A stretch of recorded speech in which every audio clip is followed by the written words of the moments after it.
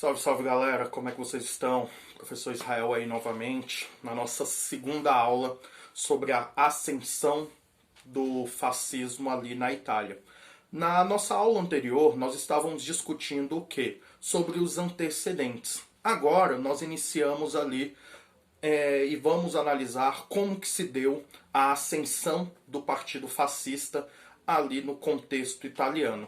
Uma figura central para a gente entender o fascismo é Benito Mussolini. Benito Mussolini, que no final das contas vai ser visto como o quê? Como esse chefe, beleza? Como Dutch, que nós vamos analisar ali futuramente. Benito Mussolini, gente, para quem não sabe, ele era jornalista, só que ele foi para a Primeira Guerra Mundial, ele combateu na Primeira Guerra Mundial, e quando ele voltou ali para a Itália, ele deu continuidade no seu jornal, e nós vamos perceber que o Benito Mussolini e a fase inicial do Partido Fascista, ela era bem controversa. Por quê, gente? Por que era controversa? Porque, de certa forma, num primeiro momento, nas suas falas, que eram direcionadas ali para a implementação de um Estado forte, para a redução da jornada de trabalho e etc., ela vai atingir principalmente qual figura? A do ex-combatente da Primeira Guerra Mundial. Aquele ex-combatente que, conforme a gente já trabalhou, ele acabou não tendo o quê? Reinserção numa vida civil depois que ele voltou da Primeira Guerra Mundial. E aí o Benito Mussolini ele questionava justamente isso. No momento em que o país necessitou, no momento em que o país pediu, esse sujeito foi lá, muitos deram a sua vida por isso, outros colocaram a sua vida em risco e conseguiram sobreviver. Contudo, esse sujeito que colocou a sua vida num campo de batalha pela Itália, depois que ele volta da Primeira Guerra, a Itália o quê? Vira as costas para ele. E aí nós vamos perceber que as falas do Benito Mussolini tinham adesão principalmente na figura desses sujeitos. Mas o Partido Fascista ele era ali bem complexo e controverso. Por quê? Porque ali na sua fase inicial nós vamos perceber que haverá também a adesão de alguns sindicalistas, de alguns anarquistas, alguns membros de direcionamento nacionalista, e é controverso. Apesar de tudo, nós vamos ver que esses ex-veteranos ali da Primeira Guerra Mundial vão fazer parte ali do grosso do Partido Fascista ali nos seus momentos iniciais. Quando o Partido Fascista é montado, eles decidem participar das eleições de 1919. Eles decidiram ali lançar a candidatura de deputados para que esses deputados concorressem ali a vagas no poder legislativo, a vagas no parlamento. E aí, de uma maneira decepcionante, nas eleições de 1919, o Partido Fascista vai conquistar quantas cadeiras no parlamento italiano? Acertou aí quem chutou o quê? 0. Eles não conseguiram, eles não conquistaram nenhuma cadeira. E aí, esses fascistas, eles começaram a se questionar. Eles pegavam e falavam, cara, nós estamos aqui propondo uma nova Itália, nós estamos ali propondo um retorno à glória, precisamos fazer a Itália grande novamente. Só que nas eleições, o que aconteceu? Essa democracia burguesa podre, mais uma vez, deu a maior parte dos votos, deu a maior parte do parlamento para essa social-democracia que está levando a Itália o quê? Para o buraco mais uma vez. E aí, as eleições de 1919 foram um grande golpe ali sobre o Partido Fascista. E aí sabe quando você sofre algo que é traumático e você percebe que se você não mudar, isso vai acontecer de maneira recorrente? Foi justamente isso que aconteceu com o quê? Com o Partido Fascista. E eles falaram, ou a gente muda, ou a gente modifica aqui totalmente o nosso modus operandi, ou a gente vai ficar o quê? Participando dessas eleições democráticas que não levam para lugar nenhum, e a Itália vai continuar o quê? Chafurdando, ofegante na lama. E aí, a partir disso, o Benito Mussolini decide dar o quê?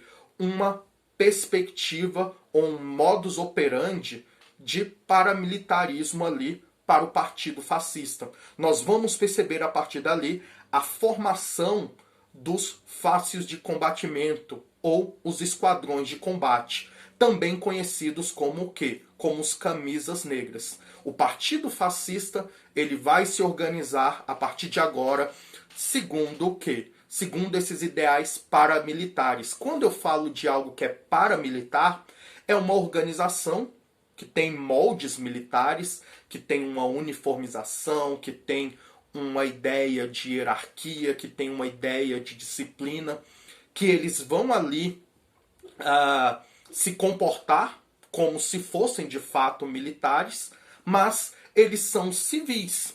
E aí eles se chamam os camisas negras. Por que eles decidem adotar o negro? Por que eles decidem se vestir ali com essa cor? Porque eles afirmavam que a grande Itália que eles um dia conheceram, a grande Itália de outrora, ela o quê? Ela morreu. E com isso, eles estavam de luto. Por isso que eles estavam ali vestindo o negro. E aí com isso, gente, com esse modus operandi paramilitar do Partido Fascista, eles decidem adotar uma atitude o quê? Mais enérgica. Eles vão começar a realizar ataques a inimigos de alto escalão e inimigo de baixo escalão. Quando a gente cita ali esses inimigos do alto escalão, eles estavam fazendo ataques do ponto de vista político. Eles atacavam o parlamentarismo que estava em vigor ali à Itália, falando que essa democracia fajuda nunca iria levar a Itália ao quê? Nunca iria levar a Itália às glórias de outrora. Eles também atacavam ideais pacifistas, principalmente do presidente estadunidense Woodrow Wilson, falando que essa ideia de paz sem vencedores, essa ideia de que, olha, nós devemos buscar soluções pacifistas, era o quê? Era uma chacota. E eles também atacavam a Liga das Nações. Vocês se lembram ali do término da Primeira Guerra Mundial, a Liga das Nações, a antecessora da ONU, ela foi fundada com qual objetivo? Ela foi fundada com o objetivo de não permitir que a Primeira Guerra Mundial, ou um evento análogo à Primeira Guerra Mundial, no ponto de vista da morte, no ponto de vista das perdas econômicas, acontecesse novamente. A Liga das Nações defendia o quê? Que as saídas para esses conflitos deveriam ser por vias pacifistas, através da diplomacia e etc.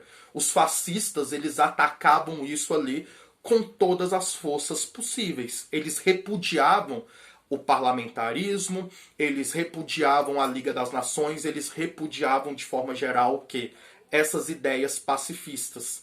E em contrapartida, eles defendiam o quê? O uso, da violência.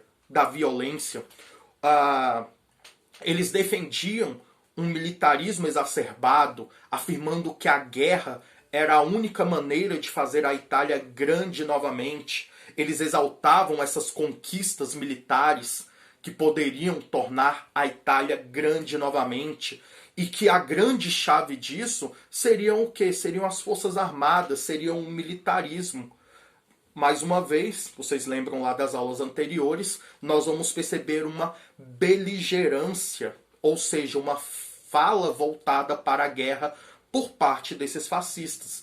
E com isso nós vamos perceber a realização de ataques aos mesmos, aos inimigos da burguesia. Se vocês se lembram ali das nossas aulas anteriores, vocês vão lembrar que os setores dominantes, a burguesia desses países, eles se alinham aos fascistas, eles financiam as ações desses fascistas, para o quê? Para que esses fascistas ataquem os seus inimigos. E aí, no caso aqui da Itália, nós vamos perceber que esses camisas pretas, nós vamos perceber que esses fascistas, eles estavam atacando militantes e partidos de esquerda, como comunistas, socialistas. Nós vamos perceber que trabalhadores grevistas eram atacados, sindicalistas italianos que convocavam greves e eram figuras importantes eram atacados, e por aí vai.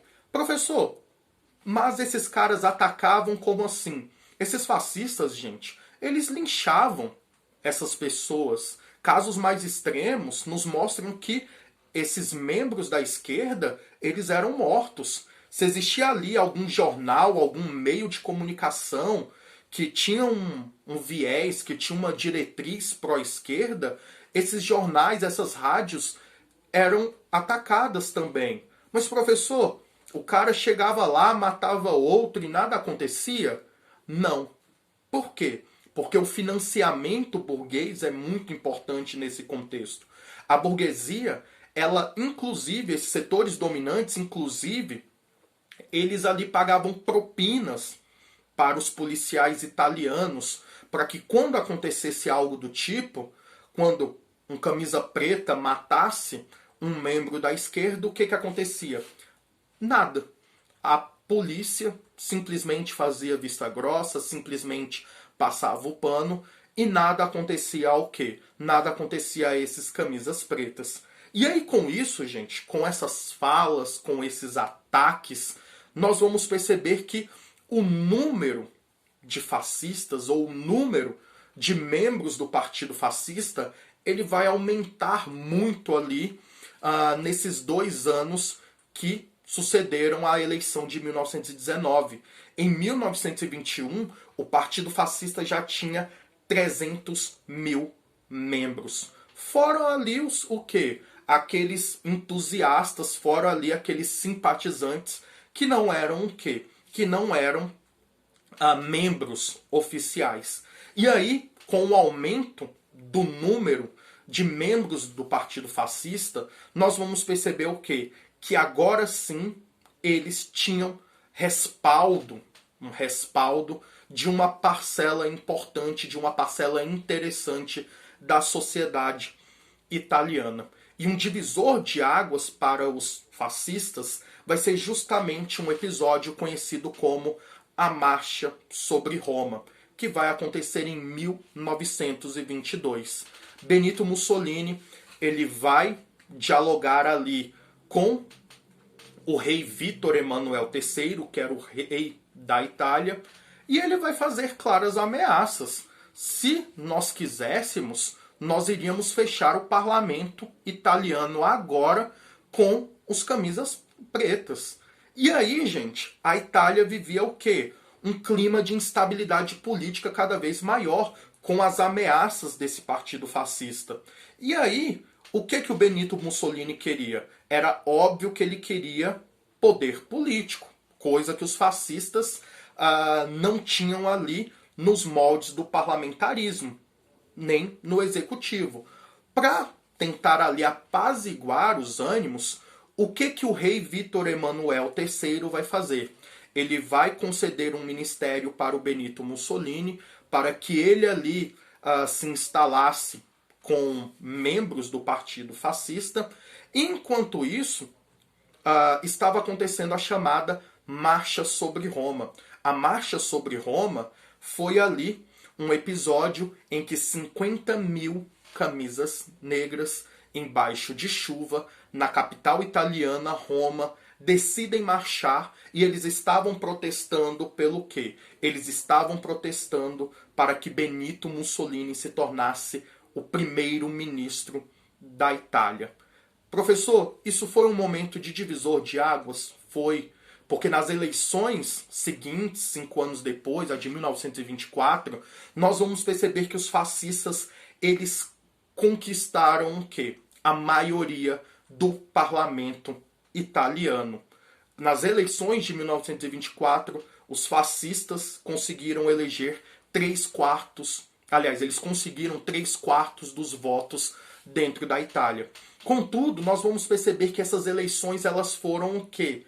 Marcadas por fraudes. Essas eleições elas foram marcadas pela violência. Em setores do país onde a esquerda era mais forte, o que aconteceu? Urnas com votos de milhares de pessoas desapareceu. Nós vamos perceber que fascistas se organizaram para o quê? Para ameaçar pessoas. Se você não votar no candidato do fascismo, a gente sabe onde você mora.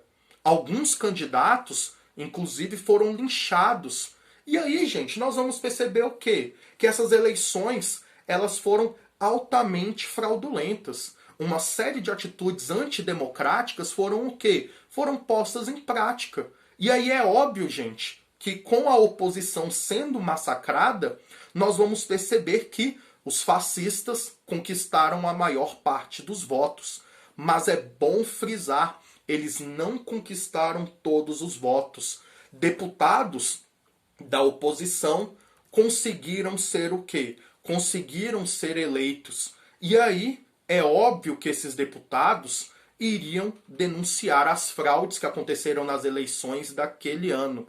O primeiro que pediu a voz lá no parlamento, o primeiro que foi lá e denunciou essas atitudes antidemocráticas e essas fraudes nas eleições que acabaram de acontecer em 1924, foi o deputado Matteotti. O deputado Matteotti foi lá, denunciou, escancarou no parlamento italiano o quê? Essas fraudes que tinham acontecido.